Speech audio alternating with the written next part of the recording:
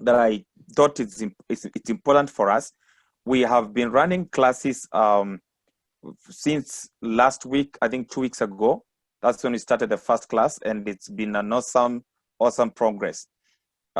So what you're going to do today is I'm going to give a talk on both on becoming a successful entrepreneur in this season and going ahead, and then also looking at where are we and what is happening around us.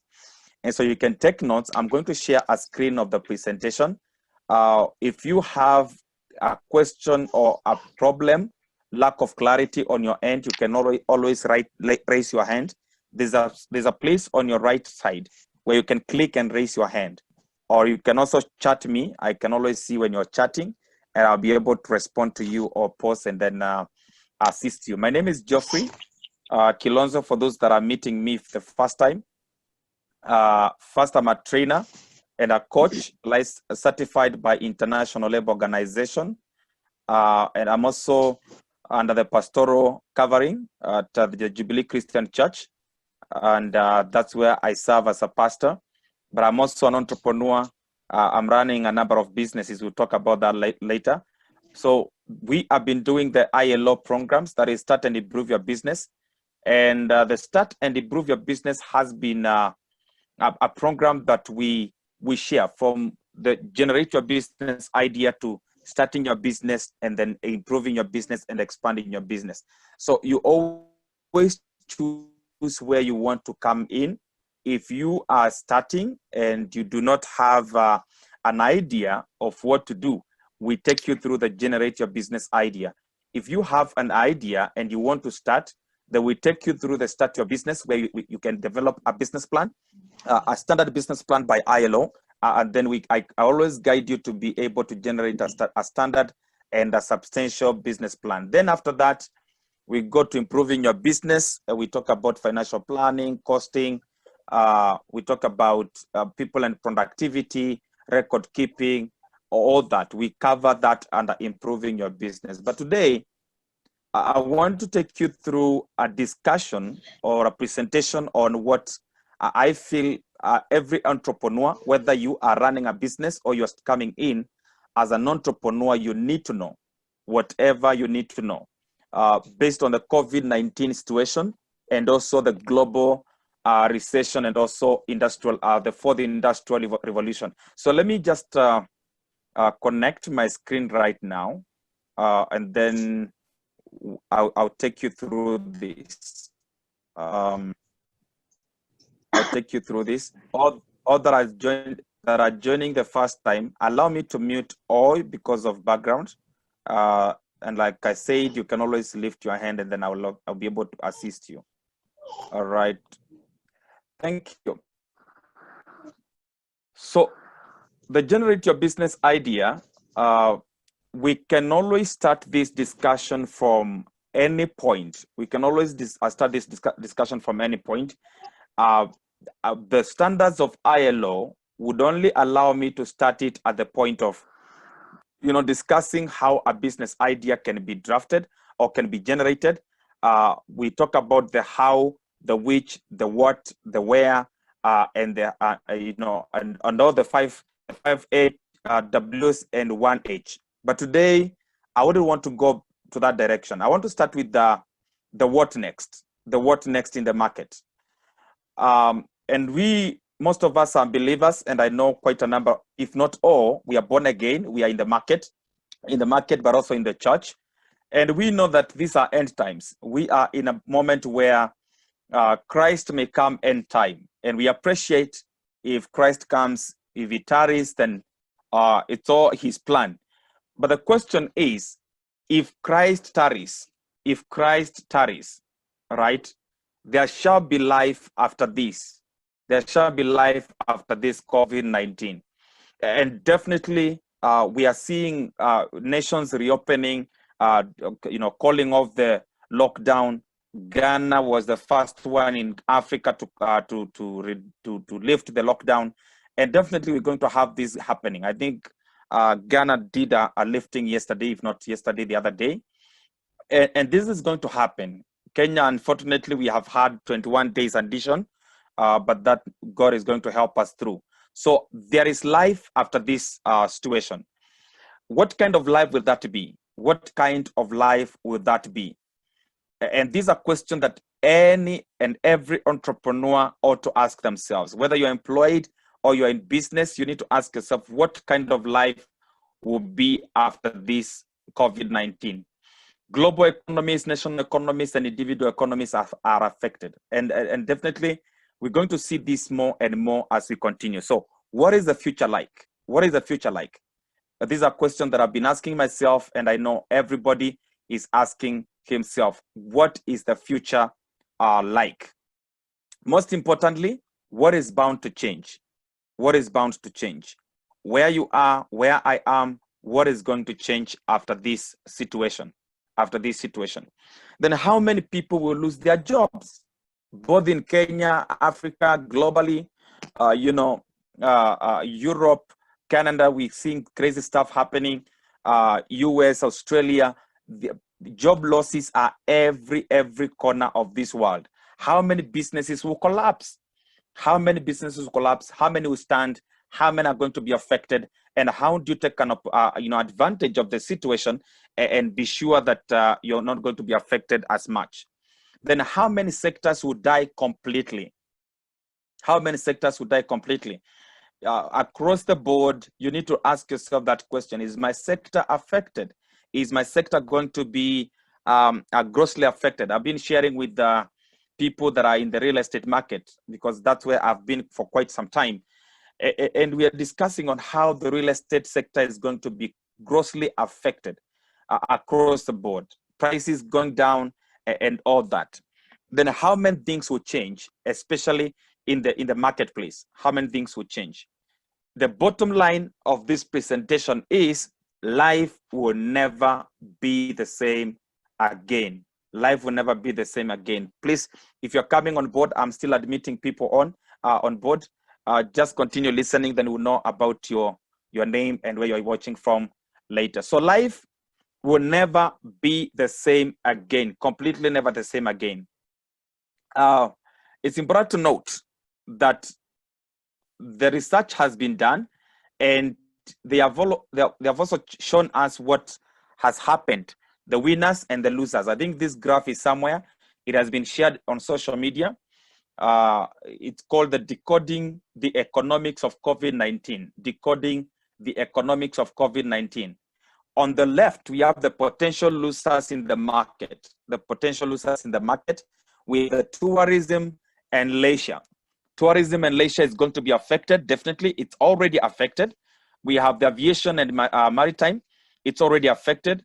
I think the biggest losers and the ones that were hit first are the owners of the flight companies, like KQ, British Airways. All those guys are completely grounded. Quite a number of them have already released a number of employees. Others have actually fired up to 3/4 of their employees. Automotives, the vehicle industry, every kind of moving item, imports and exports have been affected. Toyota cannot export their vehicles anywhere right now. So it's quite a challenge globally. Talk about construction and real estate. It's already affected. We are seeing real estate companies not being able to construct anymore, to build anymore. The buying behavior of consumers has changed, and we are not seeing the same kind of behavior we had in 2017, 2018, 2019.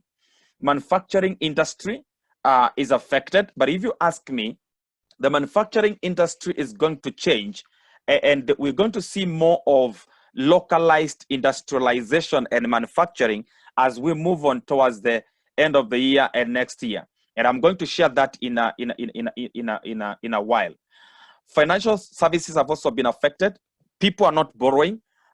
Much as the government of Kenya actually talked about reduction of, extension of payment period of loans, people are no longer lending.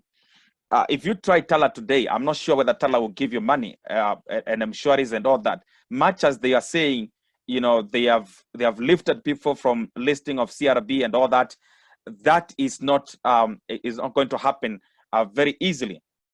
Education sector is affected.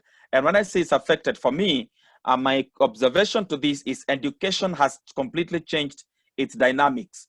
And changing dynamics means there'll be more of e-learning than face-to-face in classroom.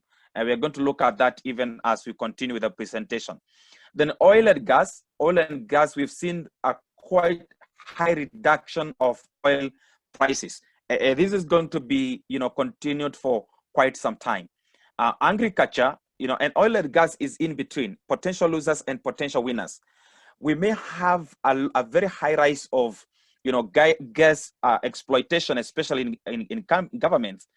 Governments are going to see how they can localize their gas and oil exploitation. So if Kenya has oil and gas, more of bringing it back to the country is going to be seen happening as we go forward, because anyway, importation of gas and oil is not going to be the same again.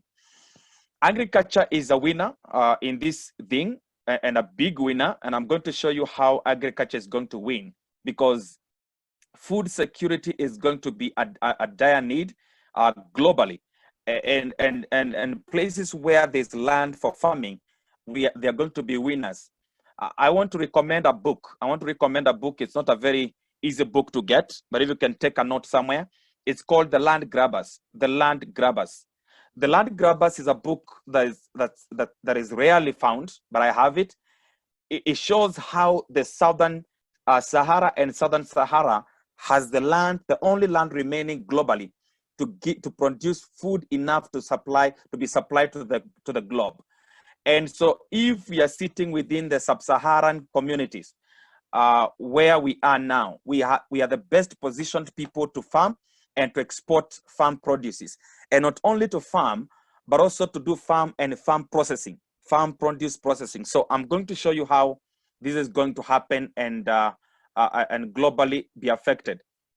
All right. Then we have e-commerce, online and digital marketing, digital selling, all those things. They are happening now. A lot of e-commerce, a lot of e-training, what I'm doing, a lot of buying and selling and transfer of goods through the e-commerce. That is going to be a winner, and it's already a winner. ICT, if you're here, you're a software developer, you're a web developer, all those guys, you are on the winning side, because I mean, everything is going technology, and we have to realize that and accept that. Then the other thing is personal and healthcare. Personal and healthcare. All right. Allow me to admit a few people in the waiting room. All right, done. Karibuni, guys. So personal and healthcare. Wherever we are, as consumer behaviors change, we are going to see more people prioritize health and healthcare. And if you are into, health supplies, healthcare, running a pharmaceutical business, running a chemist, running or whatever, you are on the winning side. This need is not going to die right now.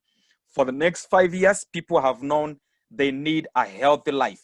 And so healthcare is going to be on the winning side for quite some time. Food processing and retail. Food processing and retail. If you are in the processing of yogurt, processing of juice, fresh juice, organic juice, all the food produce that we need right now, you are on the winning side. This is going to be quite there for some time. Everybody needs to eat healthy, and also to make sure that they have the right vitamins in their body. I mean, today, every fruit peddler, every fruit vendor is doing a fantastic business, even at this moment. Then medical supply and services. These guys are going to be on the winning side, both the local market and international market. Quite a high risk of imports in the area of medical supplies. So even after imports are going to be opened, people in the medical supplies will continue winning and getting it well. So those are the sectors that are going to be affected. I don't know which sector you're in, whether it's a losing sector or a winning sector, but I'm going to show you what to do in a short while. Let's look at this, the changes that are already happening. the changes that are already happening. And one of them is the e-learning, distant learning. This is inevitable. If you are running a college, you're running a school, you're running a high school, every intermediate school to colleges and universities, this is a sector already affected and you have to adjust. If you look at what is happening right now with the Google Classroom and Zoom and all these, GoToMeeting applications, we need more of this. And if you are in the IT sector, I would tell you for free, we need to develop more applications that are learner friendly, and websites. For example, every single school in this country will require a website, and not just a website, they will require a website that can actually have a platform for e-learning, because this is not going to stop anytime soon. It's continuous, and it is going to be the way to go for every single school. So you can go to that direction. Then self-service and drive-through services to become a normal lifestyle. Now, self-services, and I want to say this again, for every single supermarket, they will have to develop a self-service and drive-through services. Right now, KFC is already doing a drive-through. I think me and my wife, every time we come from church, we go via KFC it's somewhere in Italy, opposite Italy, and they have a drive-through. You get to a point, you place your order, you say what you want, you don't leave your car, you just go through, get to a paying station, then go through, pick your food, and then continue going, because nobody wants to sit in a restaurant at any one given time. But sitting will still continue, but this is going to be a very improved level of self-service. Drive-throughs in supermarkets, it's happening in Europe, it's happening in America, where people just drive through, place their order, collect the what they have ordered for, and they just continue driving through. You don't need to enter a supermarket to shop. This is going to happen very, very, very soon. So if you have ideas, you can also research, if you are in the tech industry, on how these softwares work for supermarkets. Petrol stations that have no attendants, driverless electric cars are here. We need to now start thinking about driverless electric cars. If you're in the industry of transportation, you're running a fleet, you're running a rental car services, you need to start thinking of electric cars. They are cost effective, they are cutting cost. So you need to think about this and see how you can improve on that area. So these are changes that are already happening. The other one is the autonomous vehicle. Autonomous vehicle is the drones. They are called unmanned aerial vehicle. For those people that are running businesses of deliveries, all right, deliveries like service deliveries, you may want to start thinking of how to go through the understanding of drones. In Ghana, for Ghana to be able to open their lockdown, what happened is Ghana was distributing medical equipment, testing equipment through drones. Ghana, they are in Rwanda, they are doing the same. In fact, in Rwanda, they're even using it for announcements.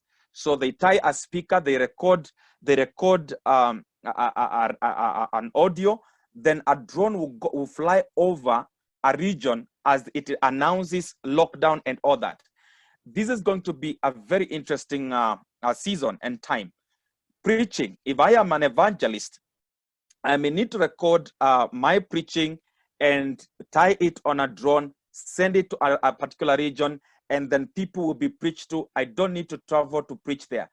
This may also happen for politicians that want to do their own campaigns. Sooner than later, politicians will not be flying with helicopters. They may be using drones to pass their message. So these are changes that are going to happen, and I'm bringing them out because you need to understand what actually is going to happen very soon. Now, let's look at quickly consumer behavior changes. Consumer behavior changes. What is going to happen? According to a report filed by McKinsey and Company on April 15th, 2020, it shows changes of consumer spending behaviors. And one of them, they say the highest in the priorities of spending across the globe is livelihood. If you want to go into business after this or during this COVID-19, if you want to go into business, I would advise you to start thinking about livelihood consumables, anything that people cannot do without. In the next few months, in the next 1 year, these are going to be the areas to go into as a business. Well, I am a preacher, I am a prophet of positivity, I'm a prophet of hope, but this is not to be ignored. They are talking about the second wave of COVID-19, a second wave of COVID-19. If it doesn't happen, we'll praise God for that. If it happens, then we need to understand that things may take longer before they normalize. Now, what happens in such a situation? When things take longer before they normalize, people will reduce on spending on luxurious things for a while, all right?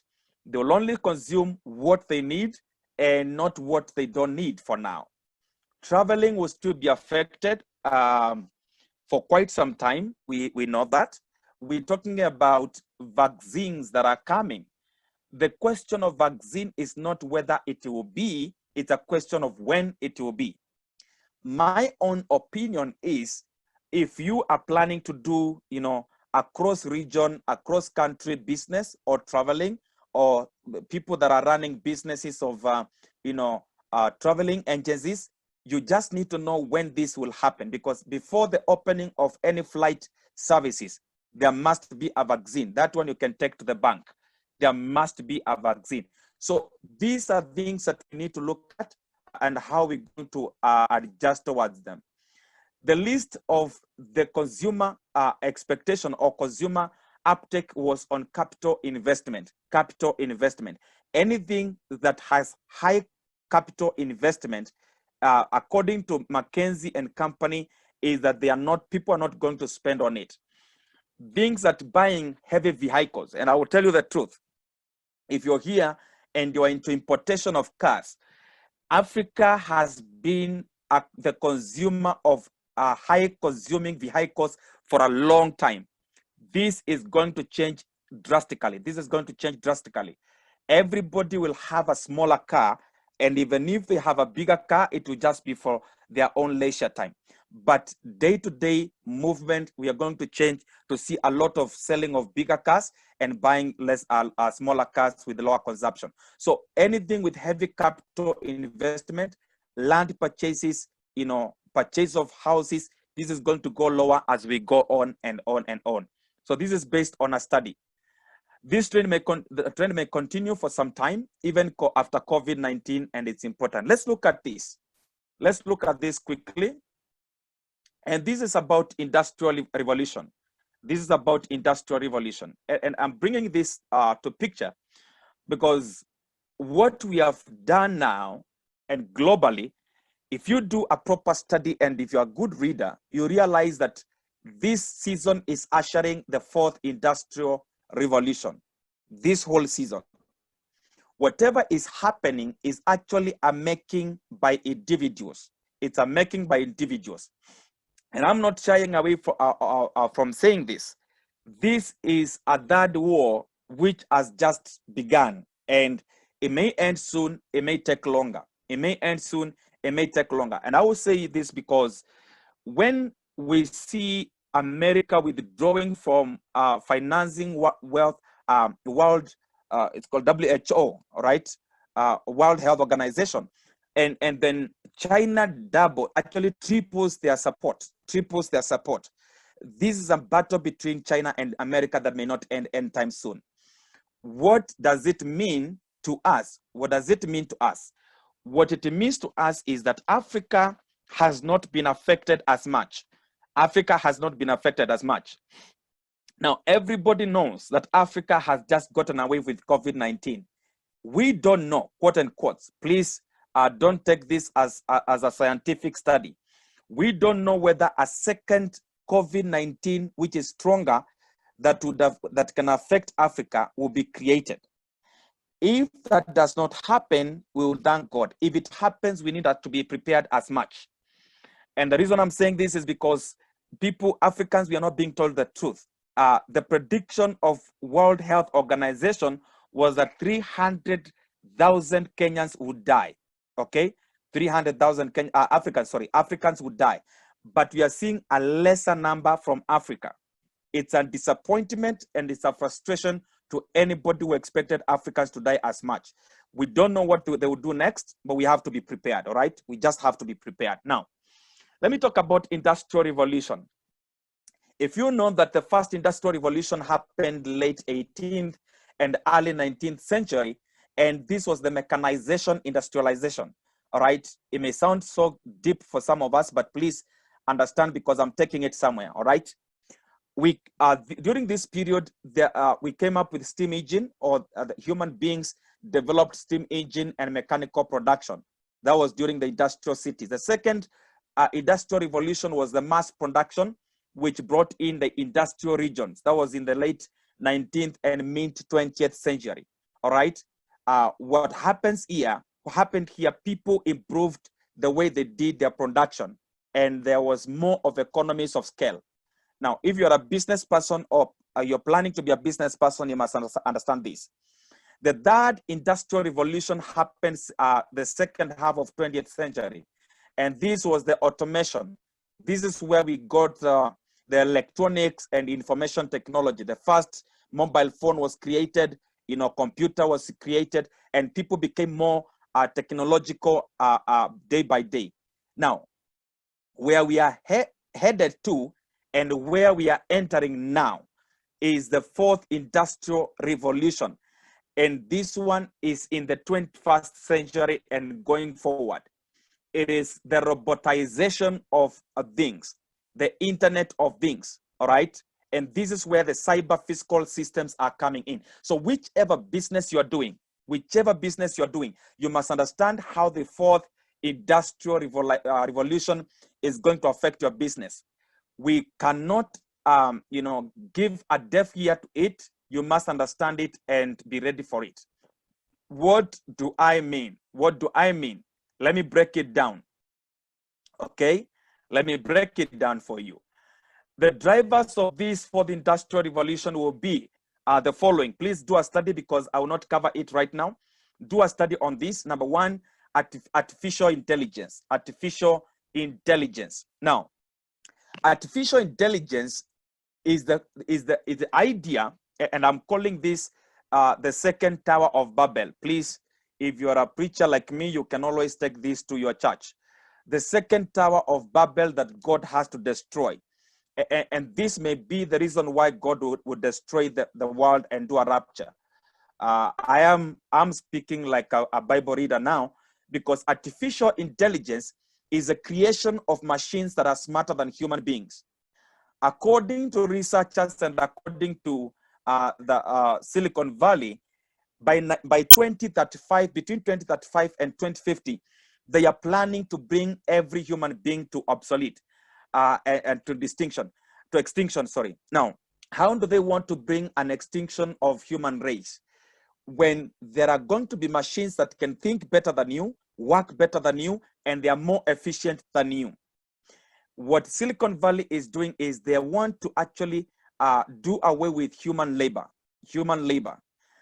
I don't know whether that will happen, whether God will allow it to happen. And the reason why I'm calling it the second Tower of Babel is because when human beings want to be like God, God has to scatter them. I don't know how God will scatter them, but I'm seeing God scattering that ideology end time soon. But before he scatters it and brings a rapture, I think we may have to embrace it. Then nanotechnology, they want to create, things from their own making. They can make water from nothing. They can make rain from nothing. They can make food from nothing. and they just use a nanotechnology to do all that. When man creates food that is not grown, when man creates sun, now China has a sun that they want to make it better than the God's sun. They want to create moon, which is better than God's moon. May God help us to know where we are headed to. But it's a reality. The Internet of Things, that everything will be run and operated by internet, right? That you don't need to apply anything online. They want to bring a microchip that you can be traced anywhere you are. And the reason they are very keen on this is because if you are COVID, you're tested positive, they can track you wherever you are, even in your bedroom. Now, I don't know how this will change our world, but anyway, it's here. Biotechnology, all this is coming. Virtual reality, I've talked about this, about drones and all that. The blockchain. Blockchain is a discussion, I think in 2 weeks' time, I'll be talking about blockchain and cryptocurrency. And we'll be asking ourselves whether it's a good investment. What is cryptocurrency? What is blockchain? What is Bitcoin? We'll look at this in the next 2 weeks and we'll be able to see what happens. The robotics, I've talked about the robotics. They'll be doing business. You go to the airport, you're not being attended by human beings, you're being attended by robots, all right? The packing and packaging, loading and offloading, robots are coming to do all that work. So this is good, and you need to have this in your mind and see what happens in your industry. Now, this is the Kenyan reality. This is a Kenyan reality. You as a business person, what does it mean to you? Now, working from home is going to continue. Online conferencing is going to continue. I want to urge you, this is an area you can cut on cost.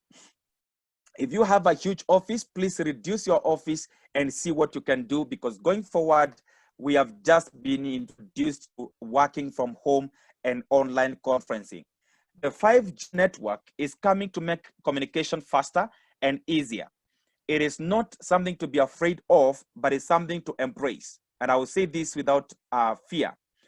5G, much as it has much problems and effects to our human life, 5G cannot be stopped. It's here. In Europe, it's working. UK, it's working.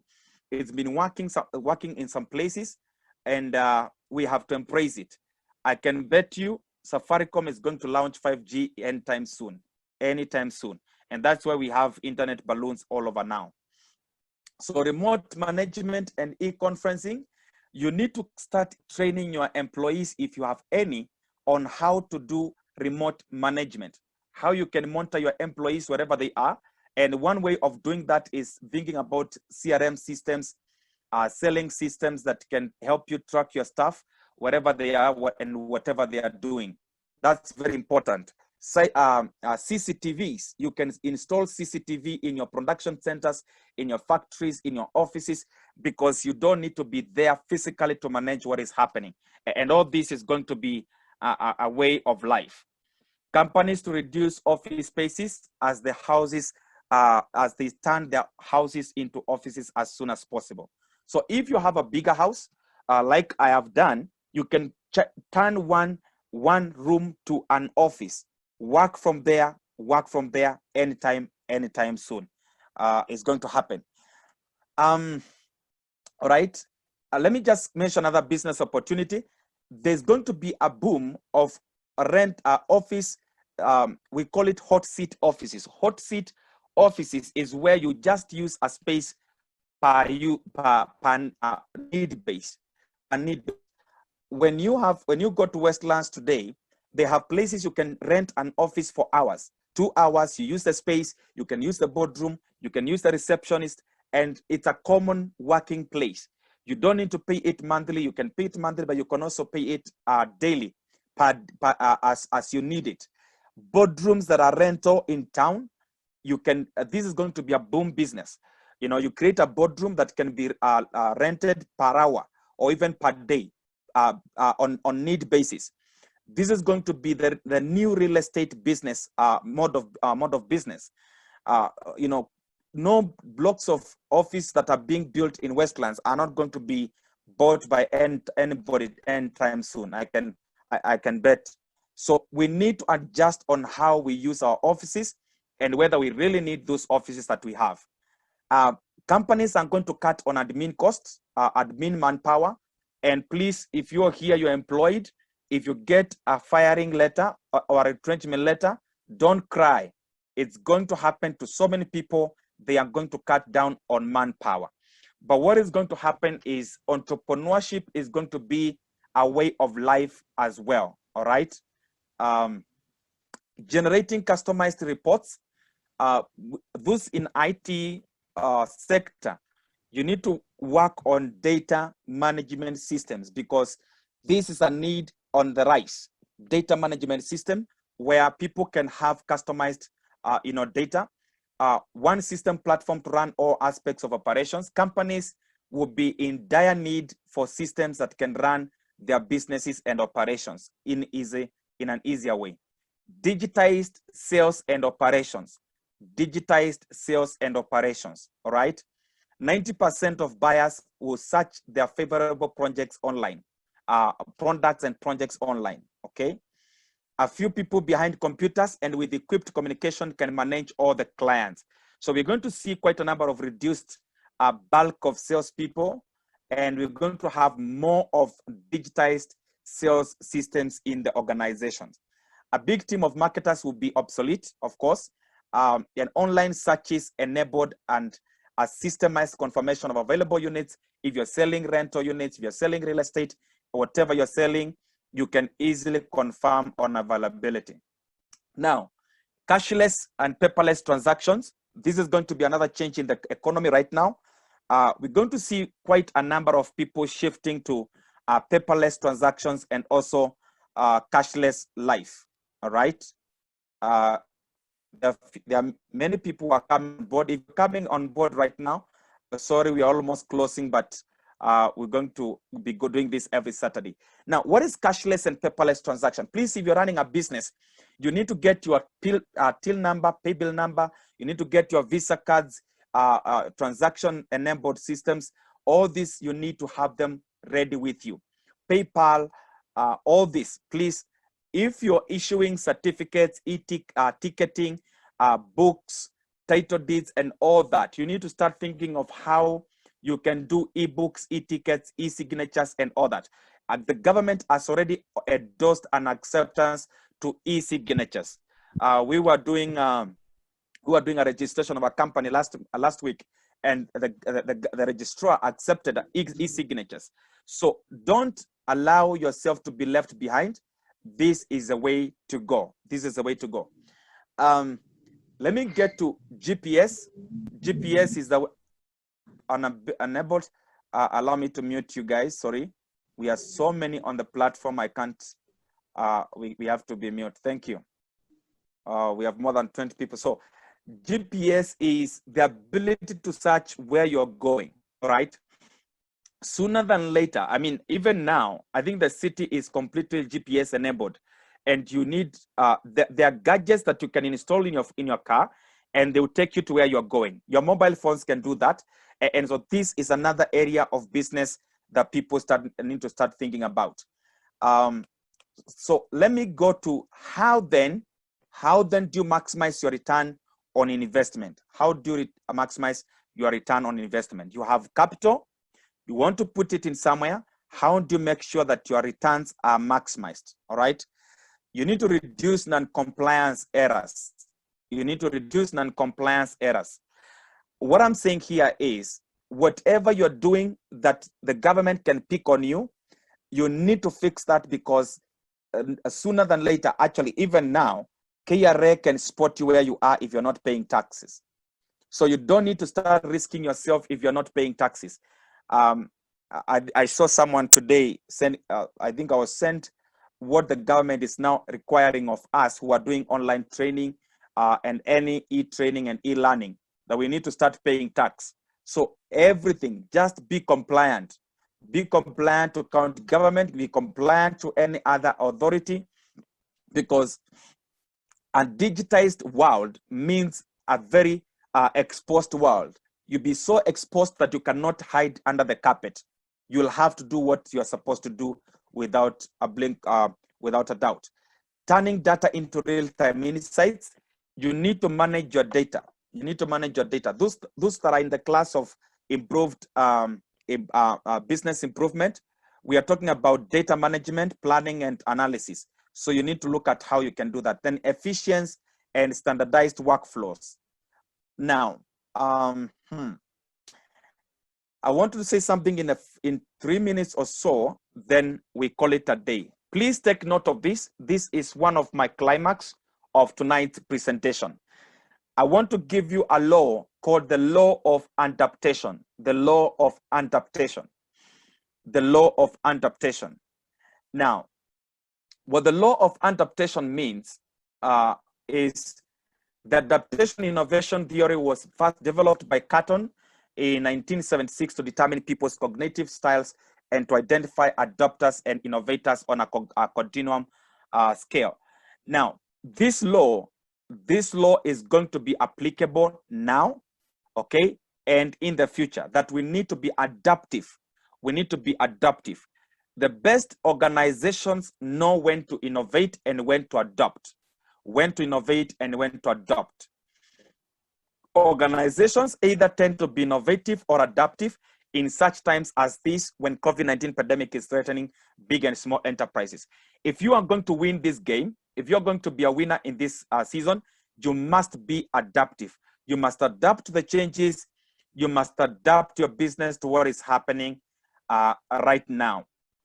The other thing is, whether you should be innovative or adaptive, it's a matter of decision.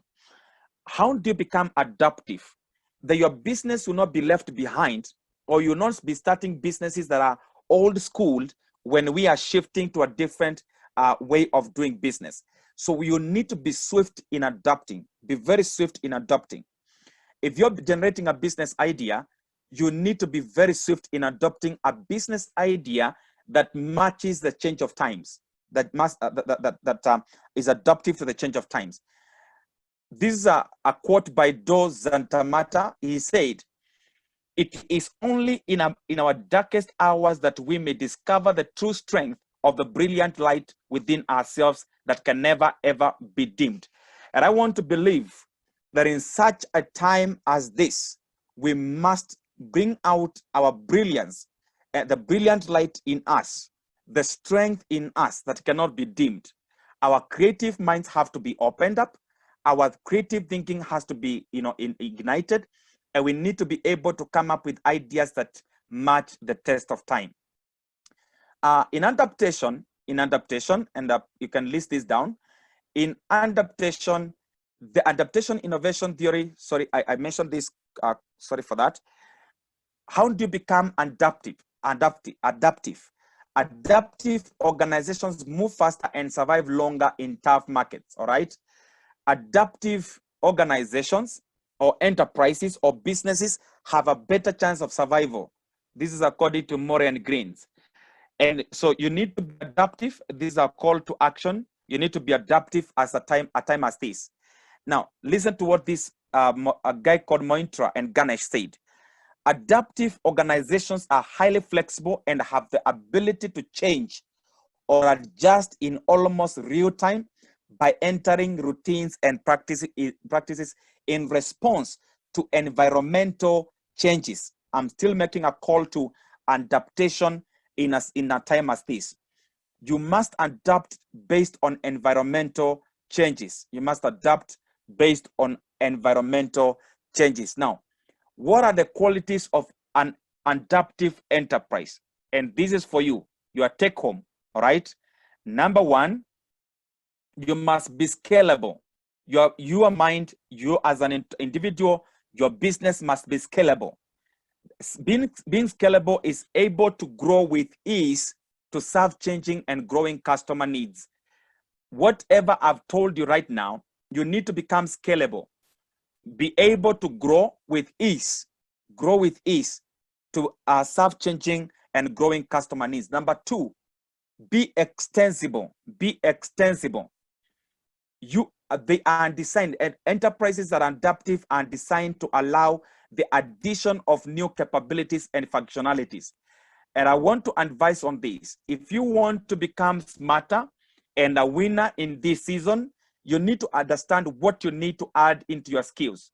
If you're lacking on technological skills, I would advise you, go back to a class, have some computer knowledge, and become smarter in this season, because this is going to be a very important skill for you. The other quality is become responsive. Become responsive. React quickly to changing situations and take advantage of the opportunities that are available. Become responsive.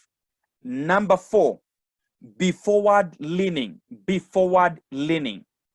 You should be innovative into the new business opportunities. Be innovative into the new business opportunities.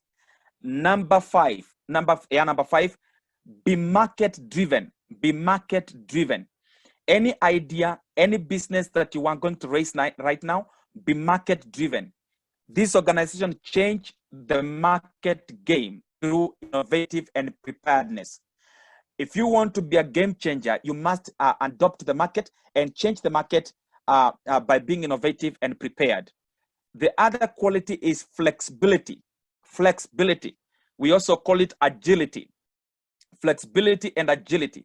For you to succeed, to survive in this season and to succeed, you must be flexible. Don't stick to one idea. Don't stick to one thing that you think is good. Think of how you can change. If your business idea is not working now, shift, change what you're doing, do something different. This is a quality of an adaptive mind, adaptive business, adaptive entrepreneurship. Next is be a leader. Be a leader in the marketplace. Be a leader in innovation. Be a leader in thinking. Being an adaptive outfit is a step ahead of the competition with a voice of its own and as an inspiration to others. If you are going to win in the area that you are in, you must be a leader in your market. Take a step now and be smarter than the others that are in the same market. A quote by Martin Luther King is, he said, "We must accept finite disappointments, but we must never lose infinite hope." We must accept finite disappointments, but we must never lose infinite hope. That is Martin Luther King. And as I close, I want to leave you with this principle. It's going to be a game changer principle for you. It is